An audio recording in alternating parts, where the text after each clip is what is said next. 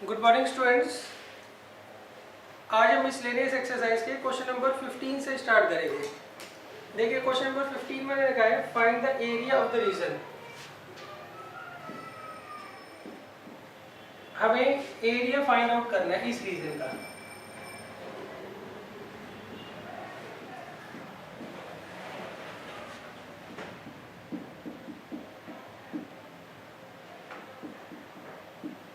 देखिए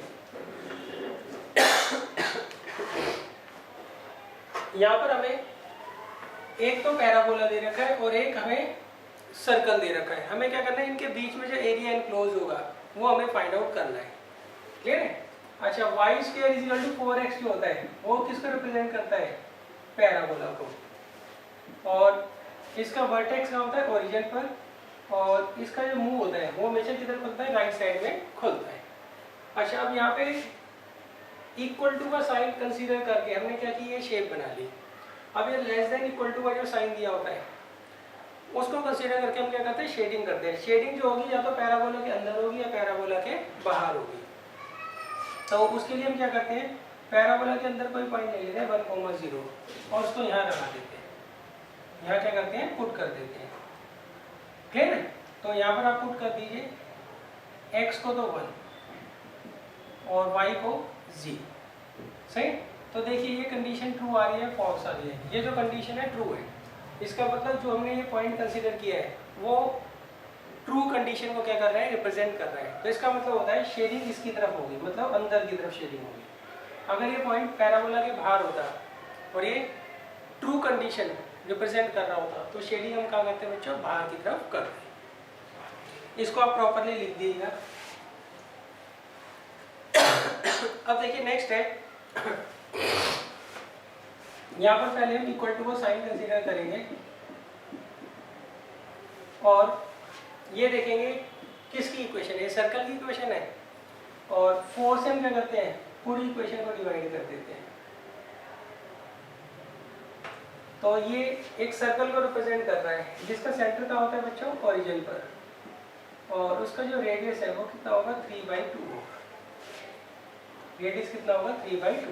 तो ये सर्कल को रिप्रेजेंट कर रहा है जिसका सेंटर ओरिजिन पर है और रेडियस हमें देनी थी 3/2। क्लियर है?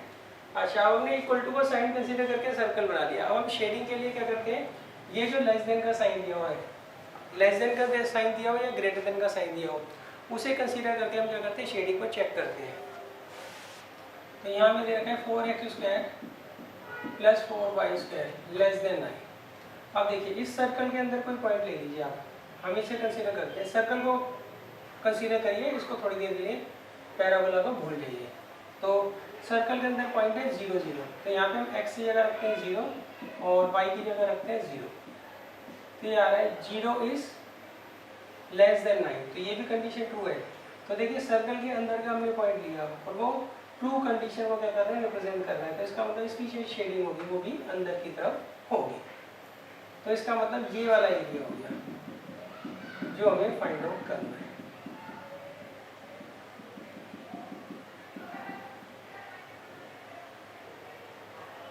क्लियर है बच्चों? अच्छा, अब देखिए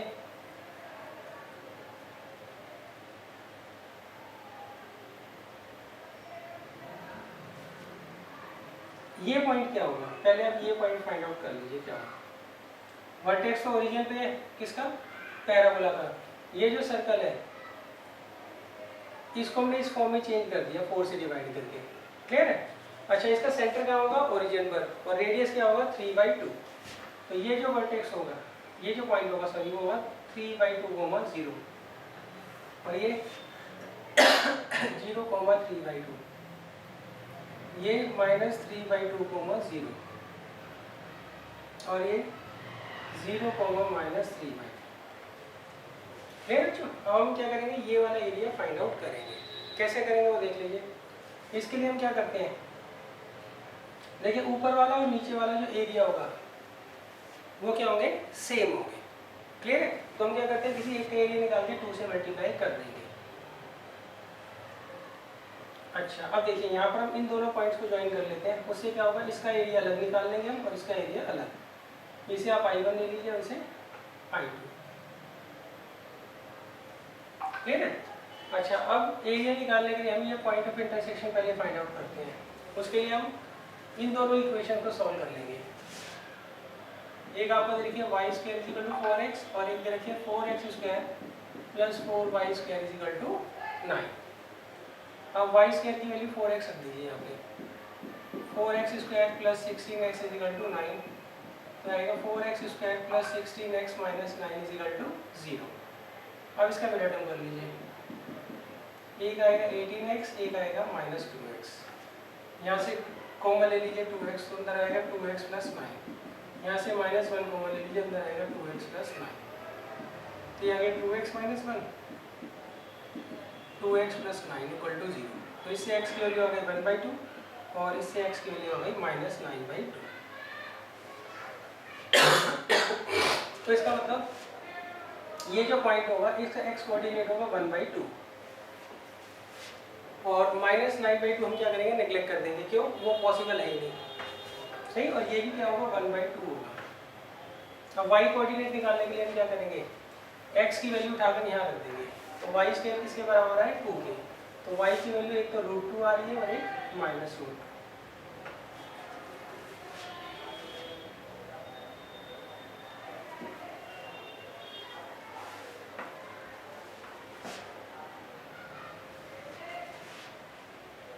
अब देखिए एरिया कैसे निकालेंगे हम।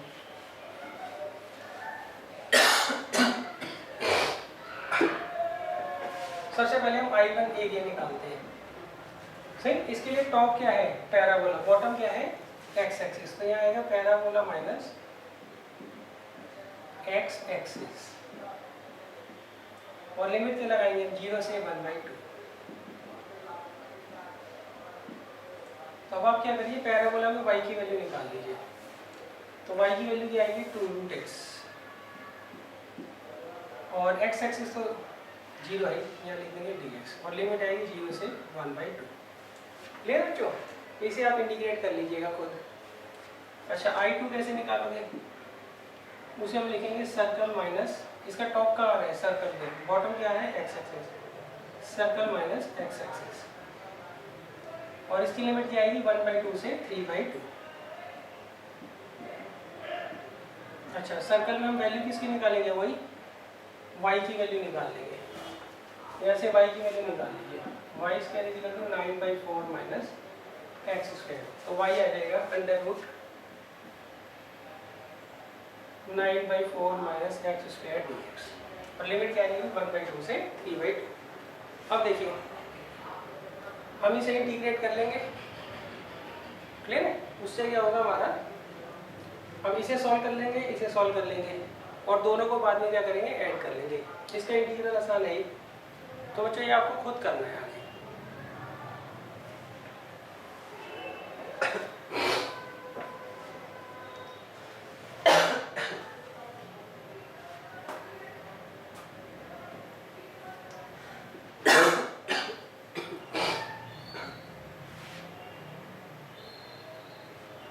देखिए अब नेक्स्ट है question number 16।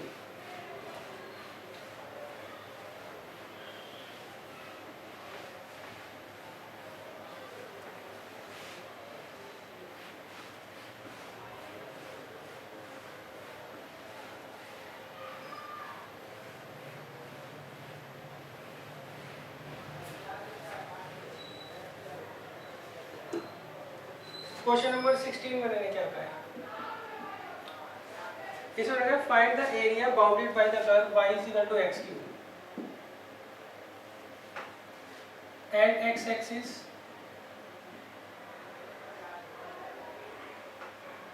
and the ordinates x is equal to -2 and x is equal to 1। तो देखिए हमें क्या करना है बच्चों, इनके बीच का एरिया जो है वो फाइंड आउट करना है। तो पहले तो देखिए y is equal to x cube किस तरह की शेप होती है आपको ये पता होनी चाहिए।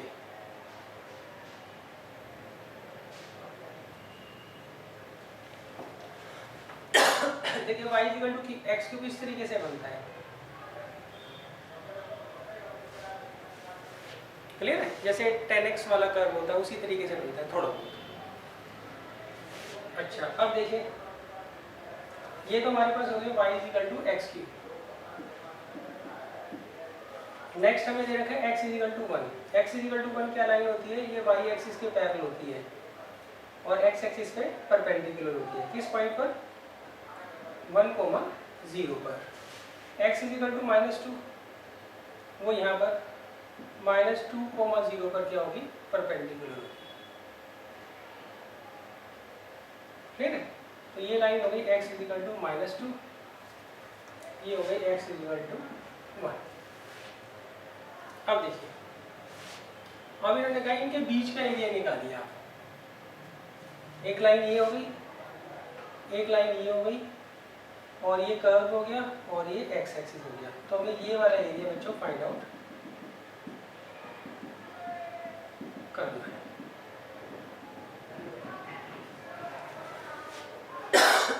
क्लियर है? अब देखिए कैसे करेंगे। ये दोनों सिमेट्रिक तो है नहीं कि आप एक का एरिया निकाल के 2 से मल्टीप्लाई कर दें। क्लियर है? तो इसमें हम क्या करेंगे, वही रेक्टेंगल बनाएंगे। रेक्टेंगल का टॉप किसको टच कर रहा है, इस कर्व को, y is equal to x cube को। क्लियर है? यहाँ पे हम क्या लिखते हैं, y dx लिखते हैं, और लिमिट क्या लिखेंगे, -2 से 1। क्यों, शेडिंग यहाँ से स्टार्ट हो रही है और यहाँ पर खत्म हो रही है। क्लियर बच्चों? अच्छा अब देखिए हम क्या करेंगे, ये कर्व है, इसमें y की वैल्यू निकाल लेंगे। वो क्या आएगा, एक्स क्यूब dx, और ये -2 से 1। हम इसका इंटीग्रल कर लेते हैं, क्या आएगा, x की पावर 4/4, लिमिट 1 से -2। तो पहले हम क्या करेंगे, 1 लगाएंगे लिमिट, और फिर -2।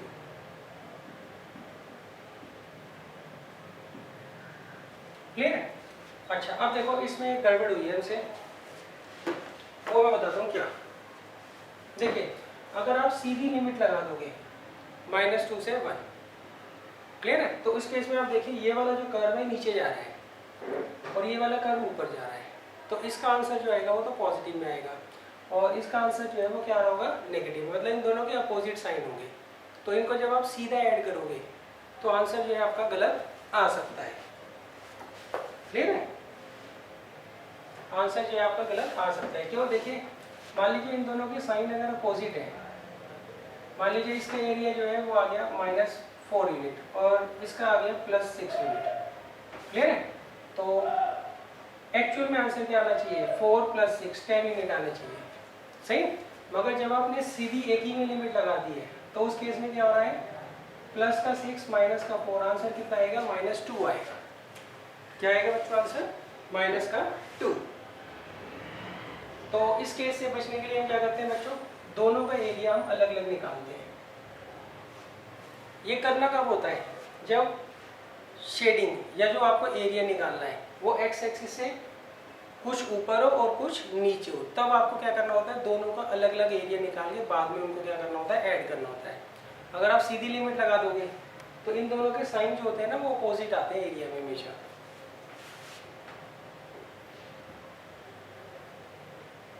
क्लियर है? तो इसको करने का क्या तरीका है, हम इसके 2 पार्ट करेंगे, इसको अलग एरिया निकालेंगे इसका और इसका अलग निकालेंगे। सही, तो इसका एरिया आएगा 0 to 1, सही, लिमिट लेंगे और y dx, और इसका एरिया क्या आएगा, -2 से 0 और y dx। क्लियर है? अच्छा इनमें से अगर कोई भी नेगेटिव आता है तो हम क्या करेंगे, मॉडुलस का साइन अप्लाई कर देंगे। ये आएगा x³ dx, लिमिट आएगी 0 से 1, और यहाँ पे -2 से 0 x³ dx, ये आगे x की पावर 4/4, और ये भी x की पावर 4/4, 0 से -2, तो ये तो 1/4 आ गया बच्चों, फिर 0 लगाएंगे तो 0/4। क्लियर है? और ये 0/4 -2 की पावर 4/4। अब देखिए ये आंसर जो है नेगेटिव आएगा, इसलिए हम क्या करते हैं, यहाँ पे मॉडुलस का साइन अप्लाई कर देते हैं। क्लियर है?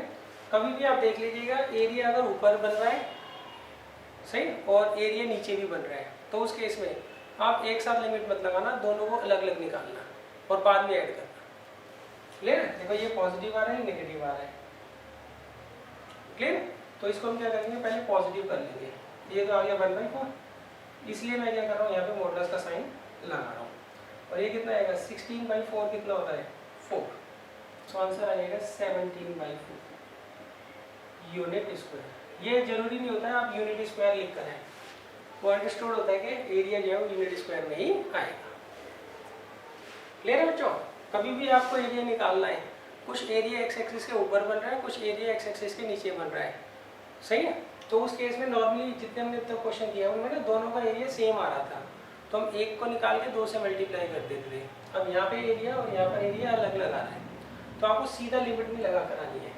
इसको आप क्या करोगे, अलग फाइंड आउट करोगे, इसको अलग फाइंड आउट करोगे, दोनों में अलग अलग मॉडुलस अप्लाई करोगे और फिर उनको क्या करोगे, आप ऐड करोगे। सीधा अगर आप लिमिट लगा दोगे तो आंसर गलत आएगा आपका नॉर्मली।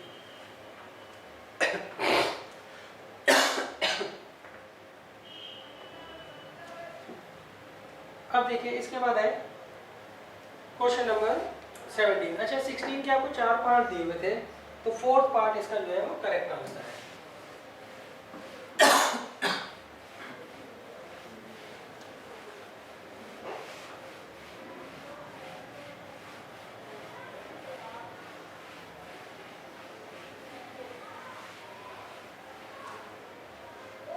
देखिए अब नेक्स्ट है क्वेश्चन नंबर 17।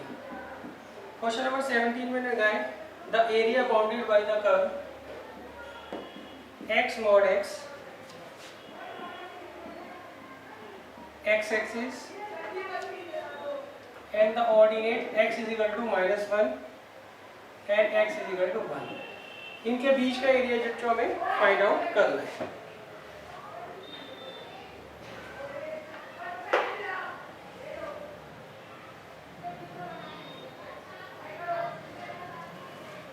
अब देखिए ये कैसे फाइंड आउट करेंगे।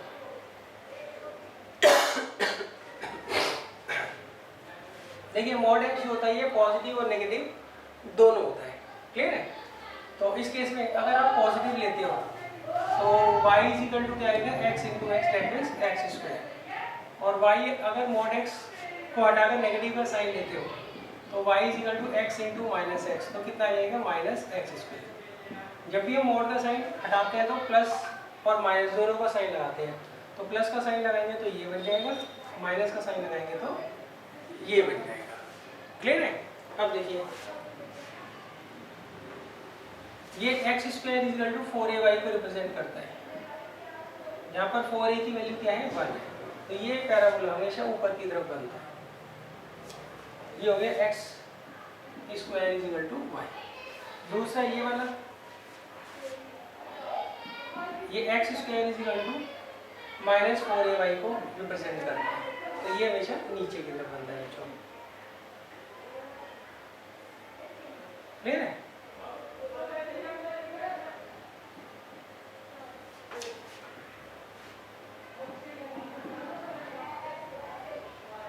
अब देखिए नेक्स्ट है एक्स एक्सिस, ये हो गया एक्स एक्सिस। नेक्स्ट हो गया एक्स इज इक्वल टू 1, 1,0 पे हम क्या करेंगे, परपेंडिकुलर डाल देंगे। एक्स इज इक्वल टू -1, इसे हम क्या करेंगे, -1,0 पर परपेंडिकुलर डाल देंगे, सही? अब हमें क्या करना है, इनके बीच का एरिया जो है वो फाइंड आउट करना है। अब देखिए कैसे करोगे इसको। देखिए इसमें आपको पहले टाइम में ये लग रहा होगा कि आपको इन चारों का एरिया निकालना है, ऐसा नहीं है, सही? हमें एरिया जो है सिर्फ एक तो इसका निकालना है और दूसरा इसका निकालना है, क्लियर है?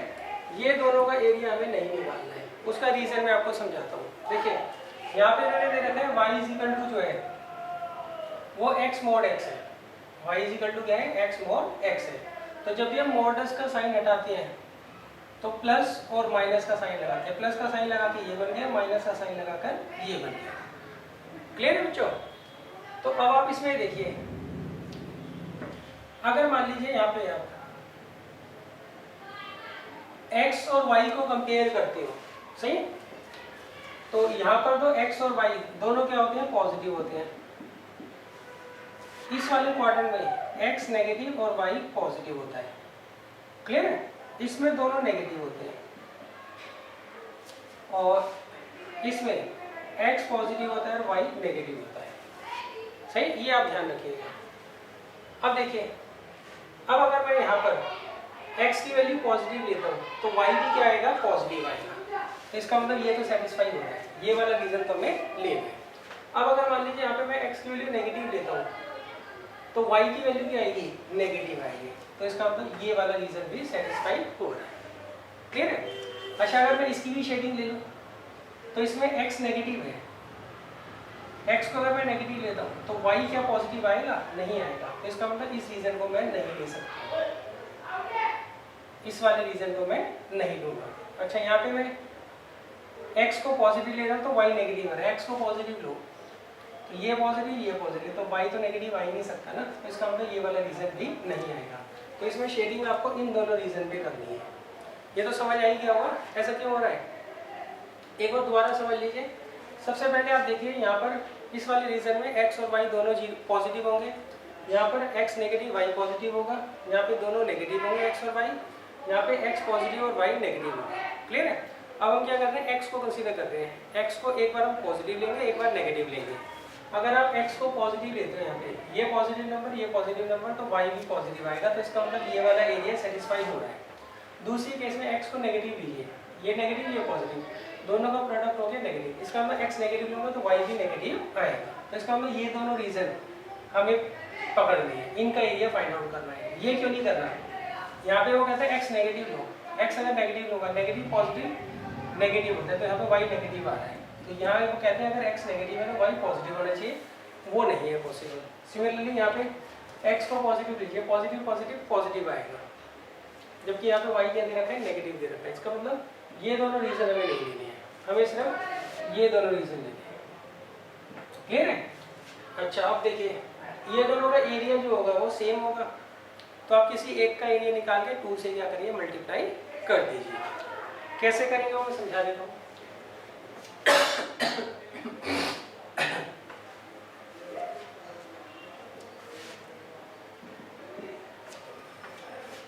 यहाँ पर हम ले लेंगे, क्या आएगा बच्चों, पैराबोला माइनस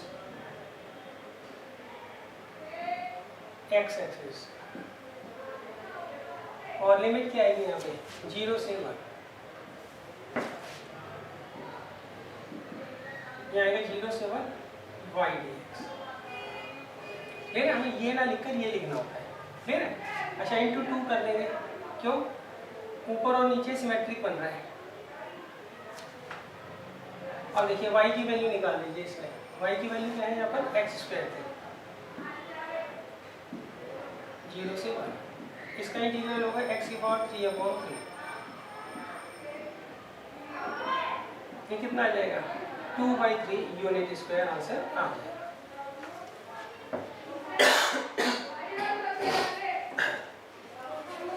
अच्छा, इसमें ये तो समझ आ गया ना बच्चों, ये दोनों रीजन क्यों नहीं लेने हैं।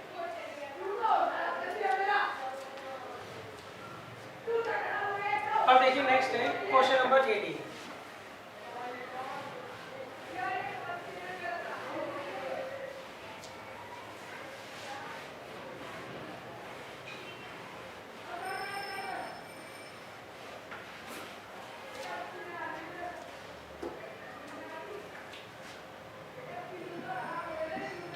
देखिए क्वेश्चन नंबर 18 में लिखा है the area of the circle. हमें एक तो सर्कल दे रखा है और एक पैराबोला दे रखा है। अब लिखा है एक ऐसा एरिया निकालो, उस एरिया को हमें फाइंड आउट करना है जो कि इस सर्कल के अंदर होगा मगर इस पैराबोला से बाहर होगा, क्लियर। ये देखिए कैसे करोगे आप। इसमें मैंने कहा आपको सर्कल का एरिया फाइंड आउट करना है जो इस पैराबोला के बाहर है, क्लियर है। तो पहले हम फिगर ड्रॉ कर लेते हैं, उसके बाद समझाते हैं। ये जो सर्कल है इसका सेंटर क्या होगा, ओरिजिन पर, और रेडियस क्या होगा, 4।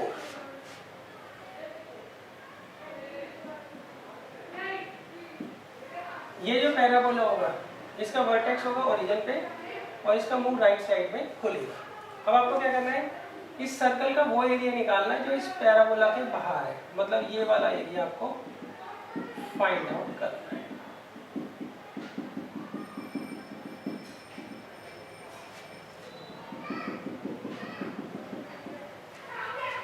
क्लियर है? अब देखिए कैसे करेंगे।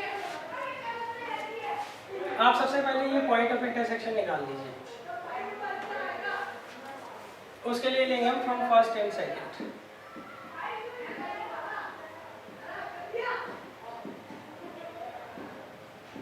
From first and second equation y square की वैल्यू उठा के यहाँ रख दो 6x।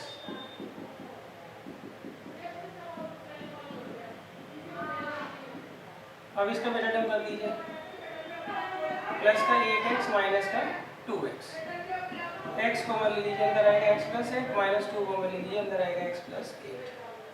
तो एक फैक्टर को x माइनस 2 आ गया और एक x प्लस 8 आ गया, तो x की वैल्यू 2 आ गई और माइनस 8। क्लियर है? तो यहाँ पर आएगी आपकी x की वैल्यू 2। अच्छा, y की वैल्यू कैसे निकालोगे?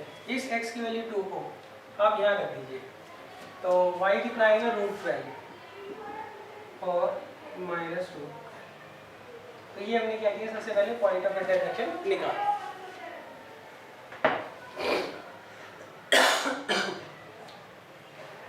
अब देखिए हम एरिया कैसे फाइंड आउट करेंगे।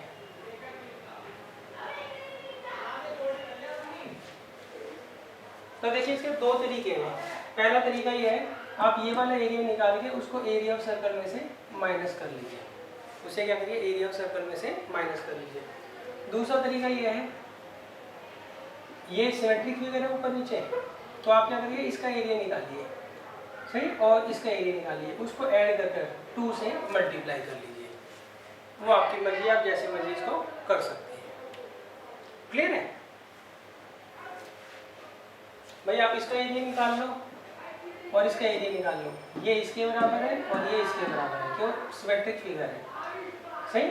तो ऊपर का इसका और इसका एरिया निकाल के ऐड करके 2 से मल्टीप्लाई आप करो। ये पॉइंट क्या होगा बच्चों, 0,4, ये -4,0 और ये 0,4।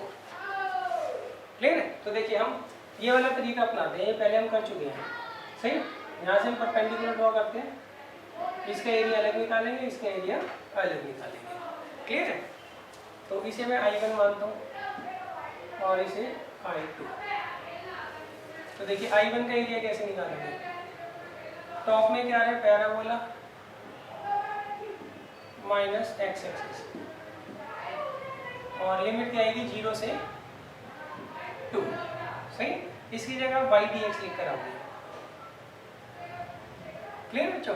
तो पैराबोला में हम क्या करेंगे, y की वैल्यू निकालेंगे, कितना आएगा 6√x, लिमिट 0 से 2। अच्छा, फिर हम क्या करेंगे, I2 निकाल लेंगे। I2 निकालने का तरीका, circle minus x axis,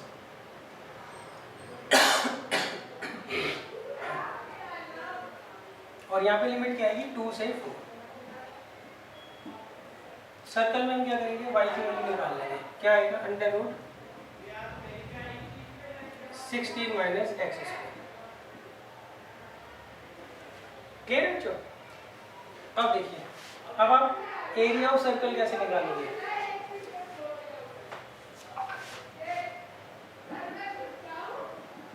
area of circle, clear है? उसके लिए बच्चों हम क्या करते हैं, मैं दोबारा से ऐसी फिगर बना दूंगा छोटी सी। ये आपको देखा 0,0 और ये देखा 4,0। तो ऐसे बनाओगे ना रेक्टेंगल, इसका एरिया निकाल के एक का 4 से आप क्या करोगे, मल्टीप्लाई कर दोगे तो पूरा एरिया आपका आ जाएगा। तो एरिया ऑफ सर्कल कैसे निकालोगे, सर्कल माइनस x एक्सिस और लिमिट क्या दे रखी है आपको 0 से 4। अच्छा, सर्कल की जगह क्या रखोगे आप बच्चों,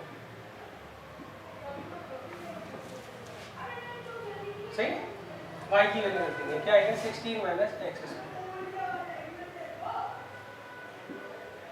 क्या है सच, इसको किससे मल्टीप्लाई करोगे आप 4 से। तो अब देखिए ये आप सॉल्व कर लोगे। पहले एरिया ऑफ सर्कल रखेंगे, फिर minus twice of this minus twice of this. तो इस तरीके से आप वो एरिया निकाल लोगे जो इस सर्कल का एरिया है मगर पैराबोला के बाहर है। क्लियर है? तो ये आपको बच्चों खुद कैलकुलेशन करनी है।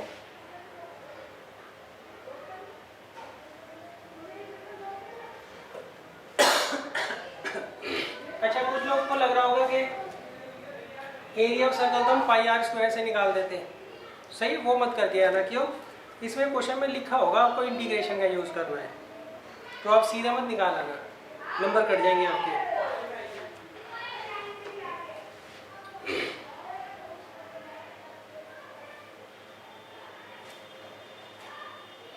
अब देखिए नेक्स्ट है क्वेश्चन नंबर 19।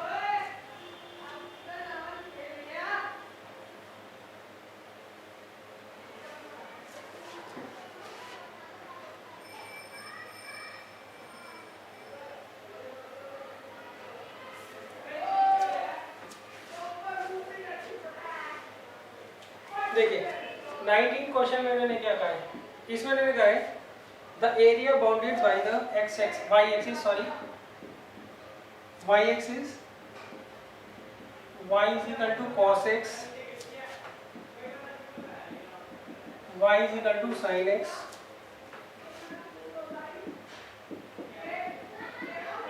देखिए हमें क्या करना है, इनके बीच का एरिया फाइंड आउट करना है। तो कैसे करेंगे?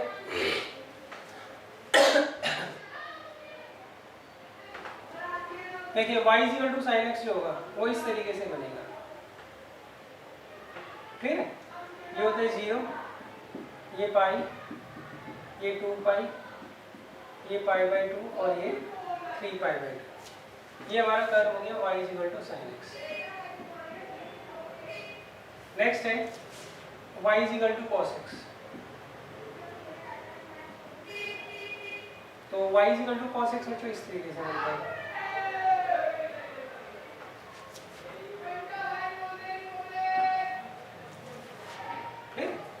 तो ये हमारा बन गया y is equal to cos x. अब नेक्स्ट किया है मैंने y एक्सिस दिया। सही, अब देखो y axis y is equal to sine x, y is equal to cos x के बीच का एरिया ये, तो हमें ये एरिया जो है वो फाइंड आउट करना है। कैसे करेंगे?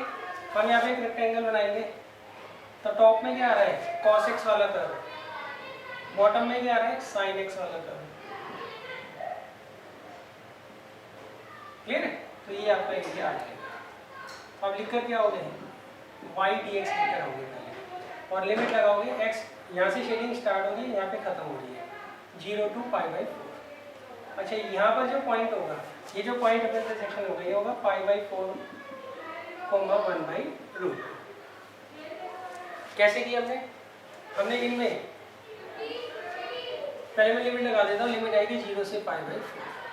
सही, हमने इनमें एलिमिनेशन मेथड लगाकर सही पॉइंट ऑफ इंटरसेक्शन निकालिए। कैसे? y is equal to cos x है, y is equal to sin x है, that means sin x is equal to cos x। sin x और cos x का इक्वल होते हैं पाई बाई 4 पर होते हैं। सही, तो ये तो x कोऑर्डिनेट आ गया। y किसके बराबर दे रखा है cos x के, तो x के लिए पाई बाई 4 रख दीजिए। cos पाई बाई 4 कितना होता है 1 बाई रूट। तो ये आपकी जो है y कोऑर्डिनेट आ गया। क्लियर है? जो अब इसे इंटीग्रेट कर लीजिएगा और आपका आंसर आ जाएगा।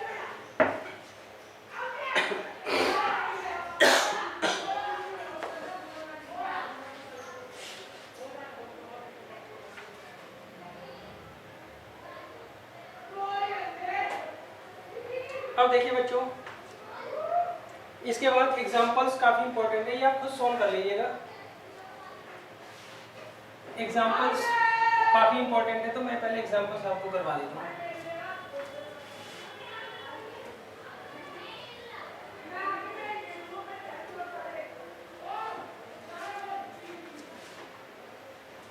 एग्जाम्पल 14। इसमें मैंने कहा find the area of the region. हमें ये रीजन दे रखा है, इसका हमें एरिया फाइंड आउट करना है।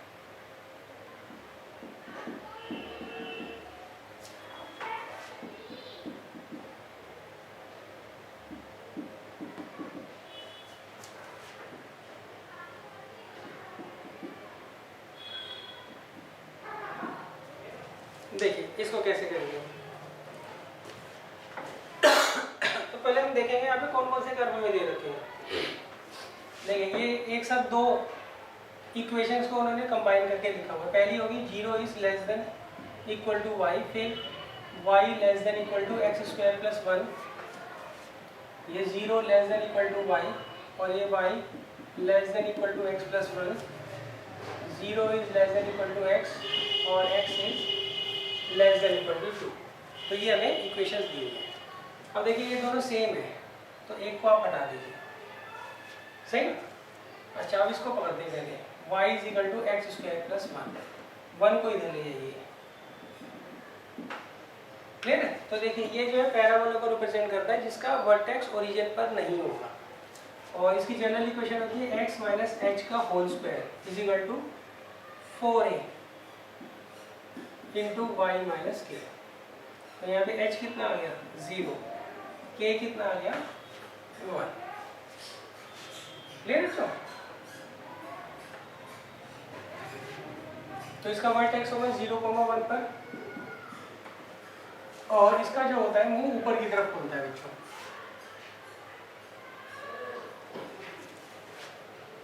क्लियर है। अच्छा अब शेडिंग के लिए क्या करते हैं, ओरिजिन पॉइंट हम ले लेते हैं, यहाँ पर हम x को 0 और y को 0 रखेंगे।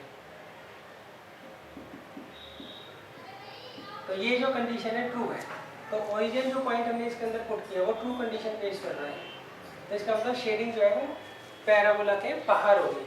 अगर ये फॉल्स कंडीशन प्रेजेंट करता तो शेडिंग पैराबोला के अंदर होती। जो पॉइंट आपने पुट किया है अगर वो ट्रू कंडीशन रिप्रेजेंट कर रहा है तो शेडिंग उसी की तरफ होगी, नहीं तो उसके अगेंस्ट होगी। अच्छा अब नेक्स्ट देखिए, नेक्स्ट हमारे पास है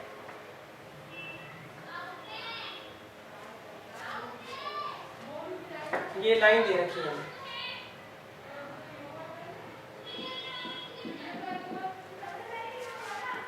y is equal to x plus 1, clear है। जब भी आप ड्रॉ करोगे ना फिगर तो इक्वल टू का साइन कंसीडर करोगे, और जब शेडिंग चेक करोगे तो इक्वल टू का साइन को इग्नोर कर लेस देन और ग्रेटर देन का जो भी साइन दिया वो हम एज्यूम करते हैं। अच्छा देखो ये लाइन को रिप्रेजेंट कर रहा है, सही। इसमें एक बार x को 0 पुट कर लो तो y आ रहा है 1, और y को 0 पुट करोगे तो x आ जाएगा -1। इसका मतलब ये लाइन जो है -1,0 और 0,1 से पास हो।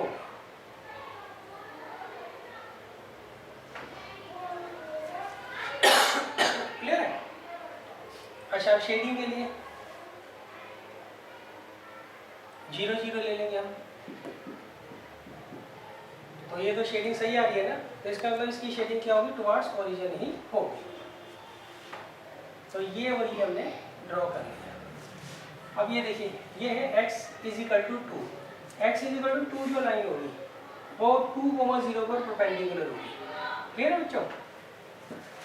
ये डायग्राम बच्चों मैं यहाँ बना लेता हूँ।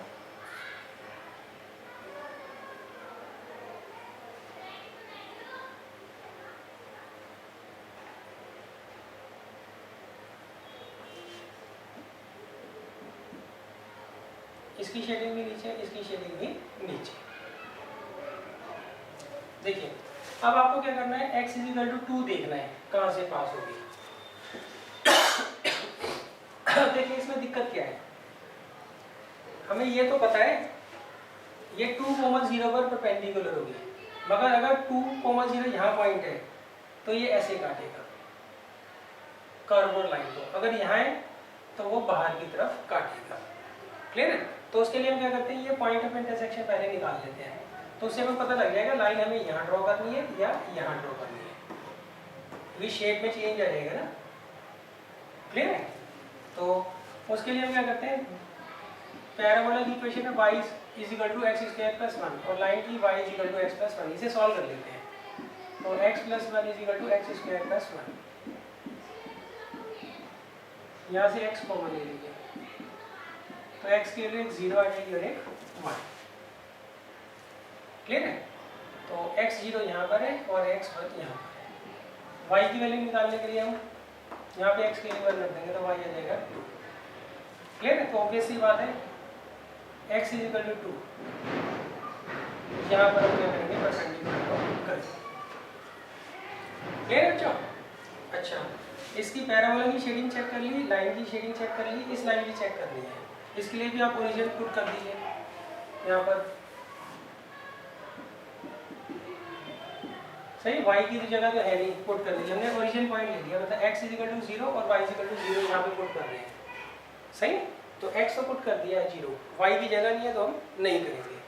तो अब देखिए ये जो कंडीशन है ट्रू है, तो इसका मतलब इसकी शेयरिंग भी ओरिजिन की तरफ होगी।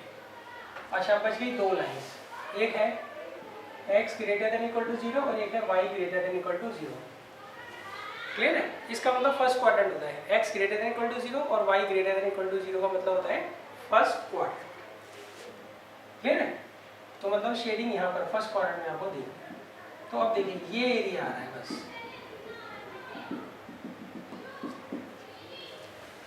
क्लियर है भाई? इस पैराबोला से नीचे, लाइन से नीचे फर्स्ट क्वाड्रेंट में और x इज इक्वल टू 2 के इधर ये एरिया तो आ रहा है। इस एरिया को हमें क्या करना है बच्चों, यहाँ पर फाइंड आउट करना है।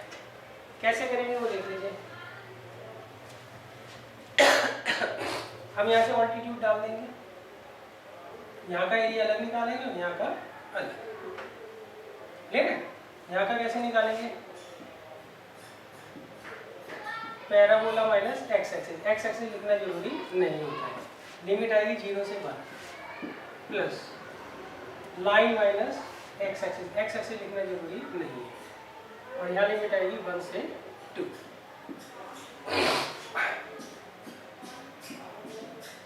अब देखिए पैराबोला में y की वैल्यू निकालेंगे, क्या आएगी एक्स स्क्वायर प्लस 1 dx और लाइन में निकाल लीजिए y की वैल्यू।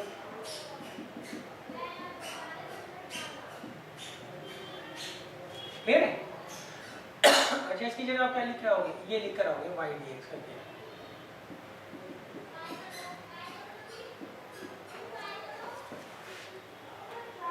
अब आप इसे इंटीग्रेट कर लीजिएगा और आंसर आ जाएगा।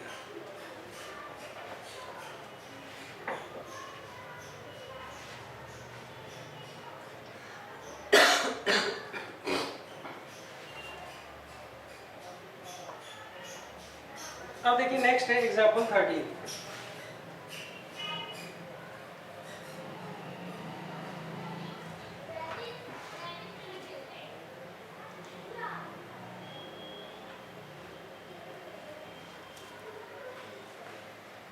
देखिए एग्जांपल 13 में मैंने क्या कहा है,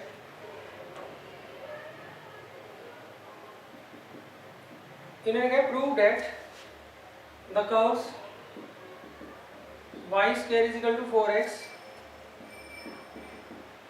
x square is equal to 4y divides the area of the square bounded by x is equal to 0, x is equal to 4, y is equal to 4 and y is equal to 0 into 3 equal parts।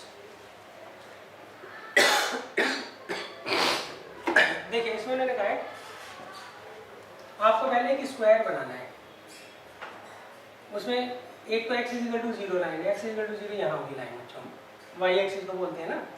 x is equal to 4 यहाँ होगी 4,0 पर perpendicular, y is equal to 4 यहाँ होगी 0,4 पर perpendicular.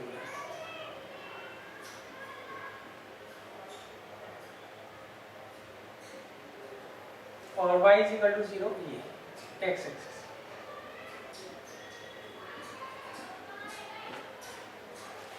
Clear? ये square बन गया। अब हमें प्रूव करना है ये वाला पैराबोला और ये वाला पैराबोला इस स्क्वायर को 3 इक्वल पार्ट से डिवाइड करेगा। ये वाला तो बच्चों इस तरीके से बनेगा पैराबोला, और ये वाला इस तरीके। तो हमें प्रूफ करना है ये तीनों जो एरिया होंगे I1, I2 और I3 ये तीनों क्या होंगे इक्वल होंगे। सही। अच्छा मुझे कैसे पता लगा ये दोनों के दोनों यहीं से पास होंगे, उसके लिए मैंने इनका पहले पॉइंट ऑफ इंटरसेक्शन निकाल लिया। क्लियर है? कैसे निकाला? यहाँ से मैंने x की वैल्यू निकाल ली y²/4, x की वैल्यू निकाल ली कितनी होगी y²/4 को यहाँ from first and second y²/4 का whole square equal to 4y, तो y की पावर 4/16 इक्वल टू 4y, तो y की पावर 4 इक्वल टू 64y, तो y कॉमन ले लीजिए, तो y एक तो 0 आ गया और एक y 4। क्लियर है? तो एक तो ये आ गया y 0 और y यहाँ पे 4। अच्छा y को यहाँ पुट कर दीजिए 0, तो x भी 0 आ गया, y को यहाँ 4 रख दीजिए, तो x वैल्यू +-4 आ रही है, तो -4 तो पॉसिबल है नहीं, +4 पॉसिबल है। तो पहले आप क्या करोगे, ये point of intersection find out करो। अब देखिए, अब हमें प्रूव करना है ये तीनों एरियाज क्या होंगे इक्वल होंगे, तो पहले मैं इसका एरिया निकालता हूँ I1 का। सही। इसमें टॉप में क्या आ रहा है पैराबोला, पैराबोला की इक्वेशन क्या है यहाँ पर x² = 4y। क्लियर है? तो अच्छा ये रेक्टेंगल किसके पैरेलल है y एक्सिस के, तो यहाँ से y की वैल्यू निकालना, क्या आएगा x²/4 dx, लिमिट लगेगी 0 से 4। अच्छा लिख कर कैसे होंगे बच्चों, इसको ऐसे लिख कर आएंगे y dx 0 से 4। सही। अब इसे कर लो इंटीग्रेट, x की पावर 3/12, तो 64/12 आ गया, दैट मीन्स 16/3 यूनिट स्क्वायर। अब देखिए I2 कैसे निकालोगे। सही। उसके लिए हम रेक्टेंगल बनाएंगे इस तरीके से, टॉप माइनस बॉटम। क्लियर? मतलब पहला वाला पैराबोला माइनस दूसरे वाला पैराबोला। इस वाले पैराबोला की इक्वेशन क्या है, वो है y² = 4x। तो यहाँ से हम क्या करेंगे y की वैल्यू निकाल लेंगे, क्या आएगी 2√x, और बॉटम वाले में y की वैल्यू x²/4, और लिमिट दे रखी है 0 से 4। इसे डिवाइड कर दीजिए,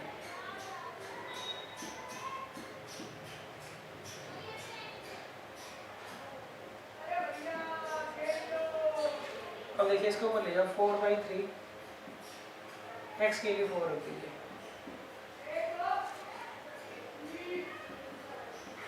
क्लियर बच्चों?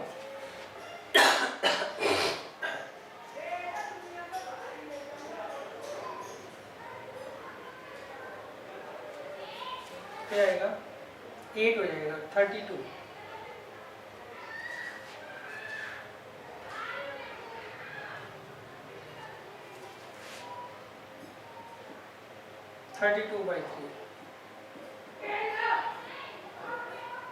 इसे काट दीजिए 16/3, तो 16/3 यूनिट स्क्वायर। क्लियर? तो बच्चों अब तक हमने I1 और I2 का एरिया फाइंड आउट कर लिया। अब देखिए I3 का एरिया कैसे निकालोगे आप, दोनों सेम आ रहे हैं ना, सिमिलरली हम I3 का एरिया निकाल लेंगे।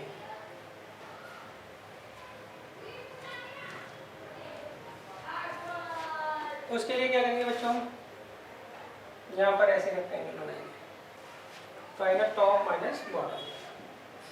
तो यहाँ पे जो पैराबोला दे रखा है वो क्या दे रखा है y² = 4x, तो यहाँ से आप x की वैल्यू निकाल लीजिए, क्या आएगी y²/4, लिमिट 0 से 4।